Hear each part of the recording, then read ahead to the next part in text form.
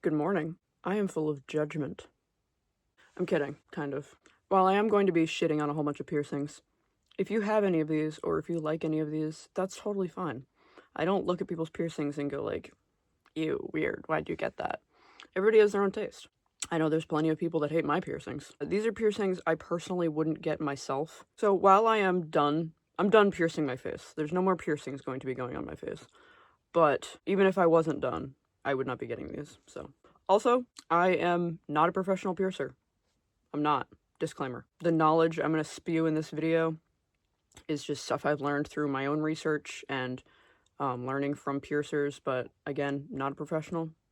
Can't give you advice. To start off, I'm going to start with, people always tell me that I should get these two eyebrow piercings on the other side, so I'm totally symmetrical. I'm not going to do that because I think it looks weird.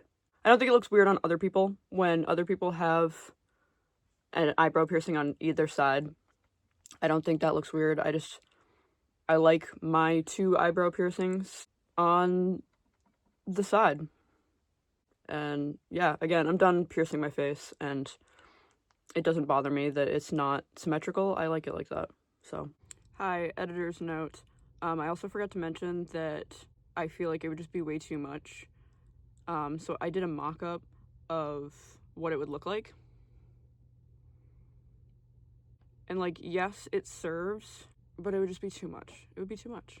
So I used to be interested in cheek piercings or dimple piercings, but those are incredibly difficult to heal. And when they get infected, they get crazy. And one of the things that put me off the most from them is when they're pierced, they can swell like crazy.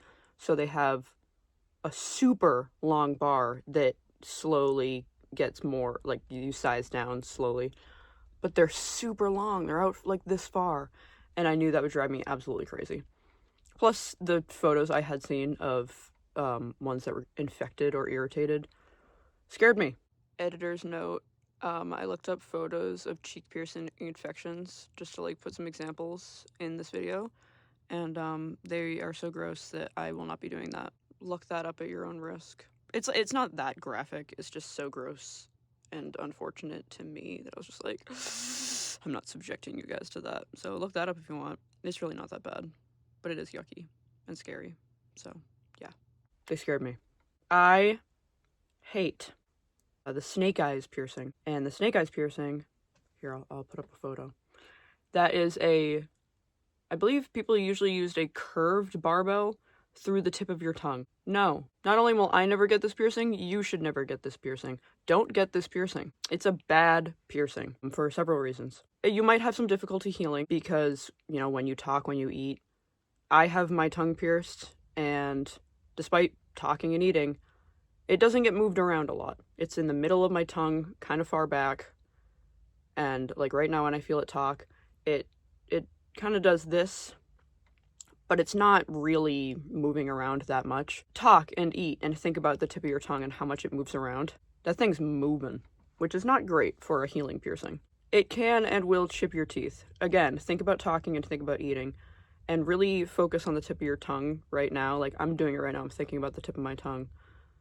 To talk, your tongue touches your teeth a lot. Like, teeth. It's right there against your teeth. Oral piercings can be a bad time for your teeth and for your gums, and that is one of them. You can... Nice voice crack, asshole. What are you, a 14-year-old boy? Hit it wrong against your teeth, you can bite on it by accident, and then you can chip your teeth, and that's bad. But also, it binds your tongue muscles together, which I don't know how to verbalize why that's bad, because again, I'm not a professional, but it is. There's just so many things wrong with that. And the big issue, another big issue, one of many with the snake eyes piercing, is it's a bad piercing. It's bad, and people shouldn't get it. That's the honest to God truth. If a piercer is willing to do it, that's a red flag. A piercer should have integrity, and a tattoo artist should have integrity. For example, I go to the same artist for almost all of my tattoos, and this dragon, I wanted the head to come up onto my hand. This was only my second tattoo, I believe. And he was like, I'm not doing that. I'm not going to put a job stopper. This may or may not be self-explanatory, but in case you didn't know, a job stopper is a tattoo in a place that might prevent you from getting hired. So that typically refers to hands, throat, and face. So the more you know. On you as your second tattoo. He was like, come back to me when you either have an extremely stable job that will let you do that, or you have many more tattoos, like, and you kind of know what you're getting yourself into. And I was like, I respect you for that. I respect someone like that who will say no. He could have said yes and just taken my money, but he didn't. He had integrity. A piercer should do the same. A piercer wants their piercings to heal well. I have, not to toot my own horn, I have a fantastic bridge piercing. It was pierced very well, and it healed very well. So when people ask me who did it, I am proud to tell them. You're like, just like tattoos, you're like an advertisement for them. If my bridge was god-awful, and then people asked me where I got it done, and I told them, that's bad PR, that's bad advertising. Which is why piercers refuse to do piercings if you don't have the anatomy for it. They're helping you, but they're also helping themselves. And that's why it's a big red flag if a piercer is even willing to do it, because that's not having integrity. They're willing to do a bad piercing anyways, and that's not a good sign. And if you really like the look of it and super want to do it anyways, this little chart from WikiHow is a good example of a safer piercing. It's still, see, they're back a little more, and they're on two sides of the tongue. So you can still talk, and the tip of your tongue doesn't have metal on it, and you're not binding the muscle together. And in that same vein is the smiley piercing.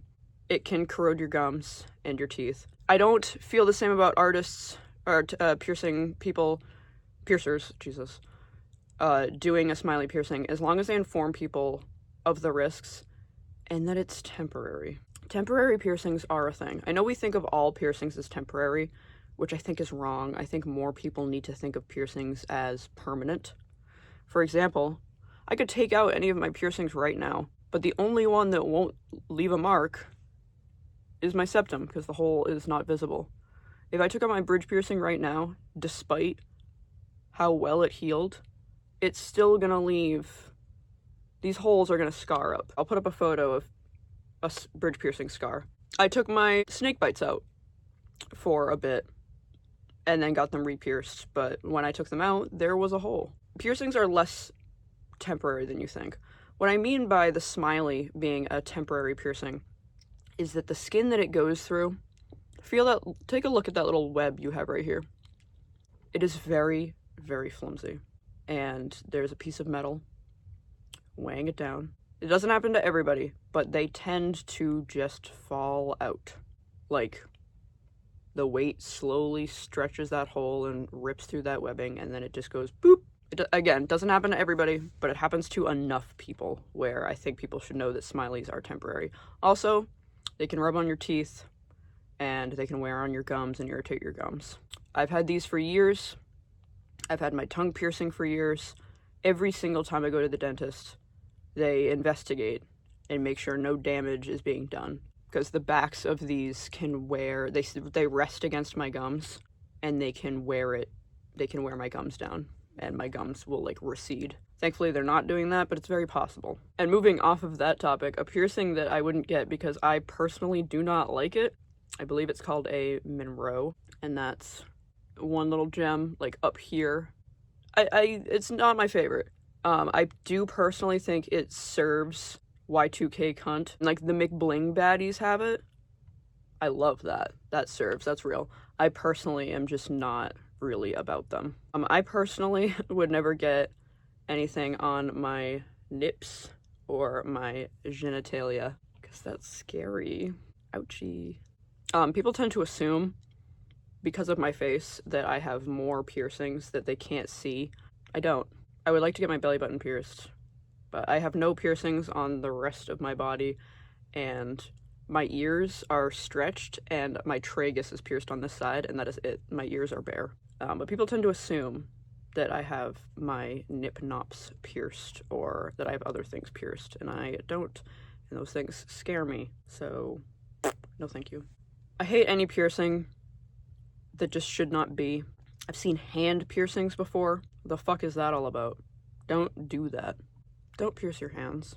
You're scaring me. And this is a hot take. I personally am not a fan of home piercing. There's a reason that people are professionals. You might not have the anatomy for a certain piercing, but you might not know that. I keep seeing this person on my Instagram For You page who I'm fairly certain has paralyzed part of his face from piercing his eyebrow. You can hit blood vessels. That was something I learned with my tongue, is that there's like a specific big blood vessel in your tongue that's like in the middle, and your piercer kind of has to like pierce it at a slight angle to not, make your mouth explode with blood. Do whatever you want, but I personally sort of cringe at home piercings just because like it stresses me out. There's so much that can go wrong. You might think you know what you're doing, but like when bridge piercings got popular, people sort of started to believe that it was like a risky piercing, and it was because people were doing them at home. I kind of misspoke here. Bridge piercings are more susceptible to rejection because they are a surface piercing, and not everyone can heal a surface piercing. But eyebrows are also a surface piercing. So, yes. If you can heal a surface piercing, you can probably heal a bridge. So they are slightly more risky than the average piercing, regardless if you got it done from a professional or not. But, yeah. And they were placing them wrong, using the wrong jewelry. For example, people think that my bridge piercing is too high and too shallow. It's not. Let's do a little investigating. It is on the surface of my bridge and not deep and truly through it. And my jewelry is a straight barbell, and it's here. It is placed correctly, it is pierced correctly. And I've gotten comments on my videos before on TikTok that are like, oh my god, why is your bridge piercing so high? And I'm like, well, it's in the right spot, actually, believe it or not. People want to pierce them like where your nose curves. People want to pierce them like here. It's way too low. But also, I wear glasses, and they made sure that my glasses wouldn't interfere with my bridge piercing. But they didn't have to move it up at all. It just ended up sitting in the right spot. Yeah, I don't know. Home piercings freak me out. There's just a lot that can go wrong. Oh, and I'll end this video on an extreme note. I would never get a corset piercing because they scare me. I am not into temporary or play piercings, and that's what corset piercings are. They are not meant to last. They are meant for like photo shoots, and then you take them out. Stretching certain piercings freaks me out. I've seen stretched cheeks, and that terrifies me. Why are we doing that? And I can't imagine that's very sanitary either, just like having a hole in your mouth always open. I will say though, shout out to anyone whose cheek piercings are healed enough and healthy enough to stretch them. That's crazy. So like kudos to you for that, but like I'm scared. Yeah, that's pretty much it. Again, this is all my personal opinion. If you disagree with me, that's totally fine. I'm not a professional. Thank you so much for watching. I love you. Have a great day.